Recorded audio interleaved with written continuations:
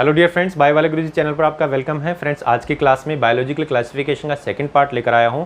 जो NCERT summary हम पढ़ रहे हैं नीट के लिए, उसका सेकंड पार्ट है और इसमें आज हम किंगडम मोनेरा पढ़ेंगे। तो मोनेरा जगत के अंदर आप कह सकते हैं बैक्टीरिया अपने आप में एक इंपॉर्टेंट ऑर्गेनिज्म है। तो आप कह सकते हैं कि किंगडम जो मोनेरा है उसमें जो बैक्टीरिया है वो सोल मेंबर है, यानी एक अपने आप में काफ़ी यही ऐसा मेंबर है जो मोनेरा किंगडम में आता है। And most abundant micro organism, सबसे ज़्यादा पाया जाने वाला माइक्रो ऑर्गेनिज्म कौन है? बैक्टीरिया है। And bacteria occur almost everywhere, हर जगह अवेलेबल है, किसी भी एनवायरनमेंट में अवेलेबल है। स्पेशली एक्सट्रीम हैबिटेट्स में सर्वाइव कर सकता है, like hot spring, desert, snow and deep oceans, मतलब हर जगह ये अवेलेबल है। और ये एज ए पैरासाइट के रूप में भी रहता है, यानी many of them live in और ऑन अदर ऑर्गेनिज्म में पैरासाइट के फॉर्म में भी बैक्टीरिया रह सकता है। दोस्तों, अब बैक्टीरिया है वो अपनी शेप के बेसिस पे उसको क्लासीफाई किया है 4 categories on the basis of their shape के बेसिस पे 4 कैटेगरी हैं दोस्तों। अब ये 4 कैटेगरी कौन सी है? देखिए, ये गोल गोल दिख रहा है ना, राउंड शेप दिख रहा है, कोकी है, ये आप कह सकते हैं ये सिलेंड्रिकल दिख रहा है, बेसिली है, और ये आप कह सकते हैं स्पाइरल फॉर्म में दिख रहा है, स्पाइरिला है,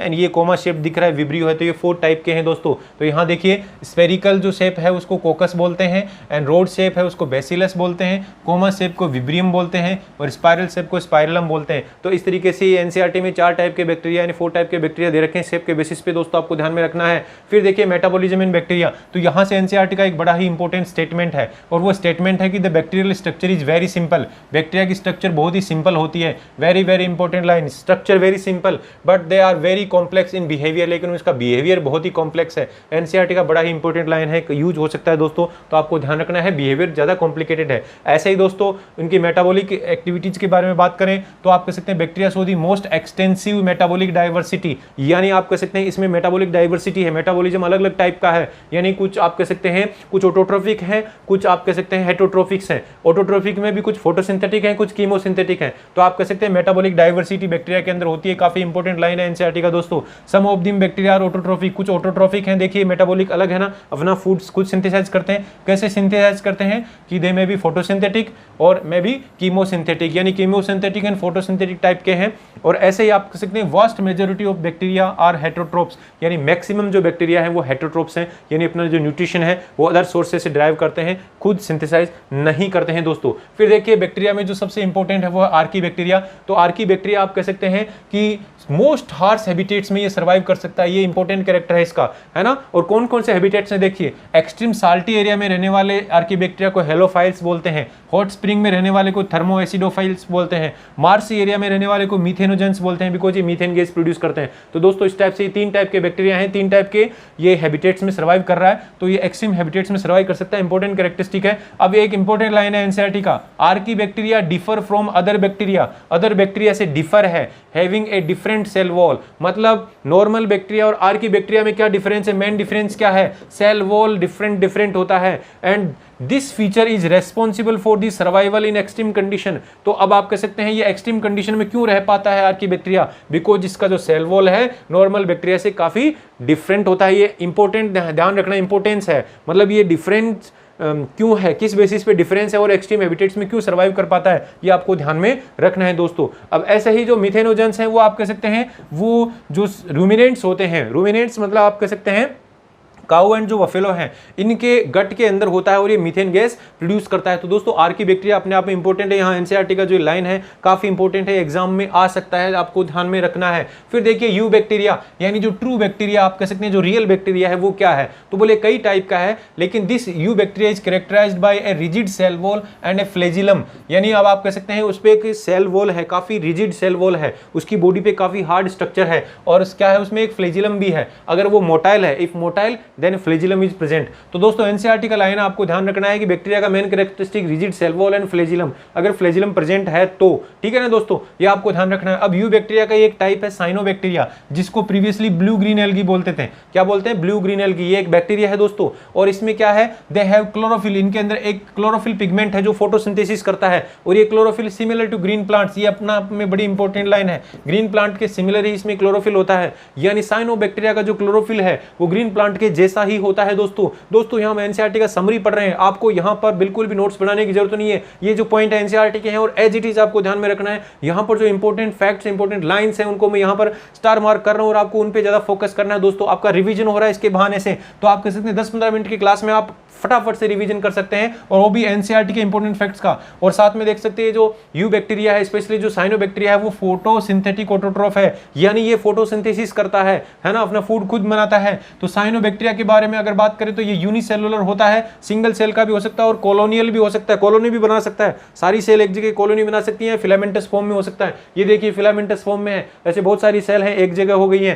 ठीक है दोस्तों, ये फ्रेश वाटर में भी रह सकता है, मेराइन में भी और टेरेस्ट्रियल में भी है। तो यहां पर दोस्तों आपको ध्यान रखना है, साइनोबैक्टीरिया फ्रेश वाटर के अंदर भी रहता है, मेराइन वाटर में भी रहता है और टेरेस्ट्रियल में भी रह सकता है, यानी अलग अलग जगह अलग अलग टाइप के साइनोबैक्टीरिया हैं। तो ये आपको इनका हैबिटेट स्पेशली ध्यान रखना है, ये एनसीईआरटी में लाइन यूज हो सकती है। और आप कह सकते हैं इनका जो कॉलोनी है, हमने बताया कॉलोनी के फॉर्म में रहता है, तो colony generally are surrounded by gelatinous sheath, एक जिलेटिन का शीथ होता है। देखो ये बाहर की तरफ म्यूसिलेजिनस शीथ है, इसको जिलेटिनस शीथ बोल रहे हैं, ऐसे ही शीथ से कवर रहता है। And they often form blooms in the polluted water bodies, जो वाटर बॉडीज में एकदम से ये ग्रो करेंगे और वहां पर एक तरीके से पोल्यूशन कर देंगे, पूरा इसको ग्रीन ग्रीन बना देंगे दोस्तों। तो इस तरीके से आप कह सकते हैं ये ब्लूम भी उत्पन्न करते हैं। तो यहां पर देखिए ये अपने आप में एक साइनोबैक्टीरिया है जिसके बारे में हम पढ़ रहे हैं। तो यहां पर कहेंगे ये जो साइनोबैक्टीरिया होता है दोस्तों, इस साइनोबैक्टीरिया के अंदर एक स्पेशल टाइप का सेल होता है। साइनोबैक्टीरिया में क्या होता है दोस्तों, एक स्पेशल टाइप का सेल होता है जिसको बोलते हैं हेटेरोसिस्ट। क्या बोलते हैं, हेटेरोसिस्ट। इस फिगर में देखिए यहां पर ये सेल है, इसको हेटेरोसिस्ट बोल रहे हैं। क्या बोल रहे हैं, हेटेरोसिस्ट। ये हेटेरोसिस्ट क्या करता है,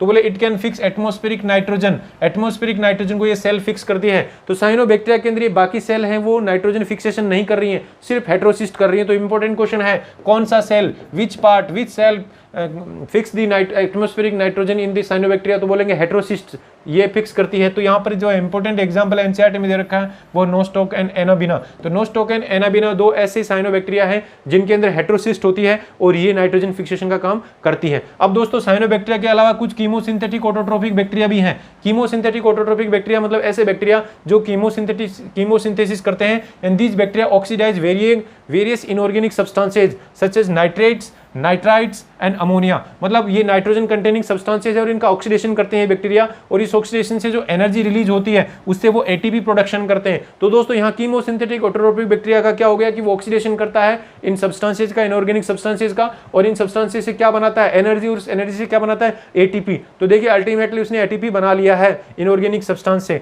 ठीक है ना दोस्तों। अब ये आप कह सकते हैं ये जो कीमोसिंथेटिक बैक्टीरिया है इसका एक इंपॉर्टेंस है, ये क्या करता है, रिसाइक्लिंग ऑफ न्यूट्रिएंट्स करता है, यानी जो भी न्यूट्रिएंट्स है उनको रिसाइकल कर देता है। कौन कौन से न्यूट्रिएंट दोस्तों, nitrogen, phosphorus, iron and sulphur. तो दोस्तों हम एनसीईआरटी का समरी पढ़ रहे हैं, इसलिए एनसीईआरटी के इंपॉर्टेंट लाइंस हैं, इनको आपको स्पेशली ध्यान रखना है कि कीमोसिंथेटिक ऑटोट्रोपिक बैक्टीरिया न्यूट्रिएंट्स का रिसाइकल करता है। कौन कौन से न्यूट्रिएंट्स है, as it is statement exam में पूछा जा सकता है दोस्तों, या फिर जो ये स्टेटमेंट होते हैं इनको बेस बनाया जा सकता है। अब देखिए हेटेरोट्रोपिक बैक्टीरिया, मोस्ट ऑफ बैक्टीरिया हेटेरोट्रोपिक होते हैं, तो हमें पता है कि मोस्ट अबंडेंट इन नेचर, यानी आप कह सकते हैं हेटेरोट्रोपिक बैक्टीरिया सबसे ज्यादा अमाउंट में होते हैं, यानी जितने भी बैक्टीरिया उनमें मोस्ट ऑफ क्या है, हेटेरोट्रोपिक है, अपना फूड खुद नहीं बनाते हैं, and they majority are important decomposers. और ये बैक्टीरिया क्या करते हैं, डिकम्पोज करते हैं, डेड डिकेइंग ऑर्गेनिक मैटर को क्या करते हैं, उसको डिकम्पोज करते हैं। ठीक है ना, and they are helpful in making curd. देखो यहाँ पर एग्जाम्पल भी है कुछ ऐसे स्पेशल एग्जाम्पल, मिल्क से कर्ड बनाने वाला भी एक बैक्टीरिया ही है, प्रोडक्शन ऑफ एंटीबायोटिक्स, एंटीबायोटिक भी बनाता है, फिक्सिंग ऑफ नाइट्रोजन, नाइट्रोजन का फिक्सेशन भी करता है, किसमें,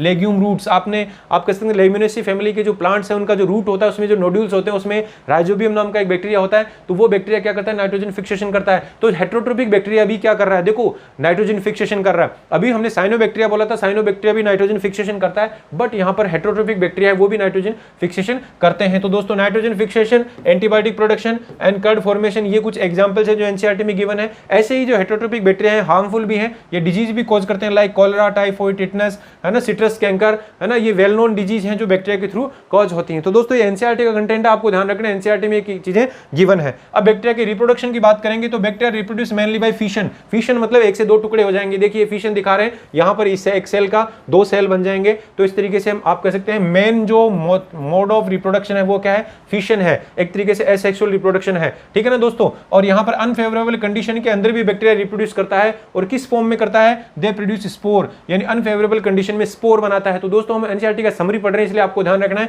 मेन मेथड है फिशन, और अनफेवरेबल कंडीशन के अंदर क्या है, स्पोर फॉर्मेशन। एंड वो सेक्सुअल रिप्रोडक्शन, एक टाइप का स्पेशल टाइप का सेक्सुअल रिप्रोडक्शन भी करते हैं, हालांकि रियल सेक्सुअल रिप्रोडक्शन नहीं है, बट कैसे रिप्रोड्यूस करते हैं, बाय डीएनए ट्रांसफर, यानी एक बैक्टीरियल सेल से दूसरे बैक्टीरियल सेल में डीएनए ट्रांसफर कर देते हैं। तो आप कह सकते हैं इस तरीके से बैक्टीरिया एक सेक्सुअल मोड ऑफ रिप्रोडक्शन भी शो करता है और साथ में एसेक्सुअल रिप्रोडक्शन भी शो करता है दोस्तों। फिर इसके बाद में देखिए माइकोप्लाज्मा। माइकोप्लाज्मा भी एक स्पेशल टाइप का बैक्टीरिया है। यहाँ पर हम माइकोप्लाज्मा के बारे में बात इसलिए कर रहे हैं कि माइकोप्लाज्मा एक स्पेशल ऑर्गेनिज्म, स्पेशल बैक्टीरिया है और इसमें क्या नहीं होती, सेल वॉल नहीं होती। बाकी सारे बैक्टीरिया में सेल वॉल होती है लेकिन माइकोप्लाज्मा में सेल वॉल नहीं होती और ये स्मॉलेस्ट लिविंग सेल है, सबसे छोटी सेल है दोस्तों, ठीक है ना। And it can survive without oxygen, बिना ऑक्सीजन के रह सकती है, ठीक है ना। तो ये आपको एनसीईआरटी के कुछ फैक्ट्स हैं जो आपको ध्यान में रखने हैं, ये क्वेश्चन में यूज हो सकते हैं। और माइकोप्लाज्मा पैथोजेनिक भी होता है, एनिमल एंड प्लांट्स में ये डिजीज भी कॉज कर सकता है। तो दोस्तों इस तरीके से हमने एनसीईआरटी के ये जो मोनेरा किंगडम है इसके बारे में पढ़ा। एनसीईआरटी में जो गिवन है वो कंटेंट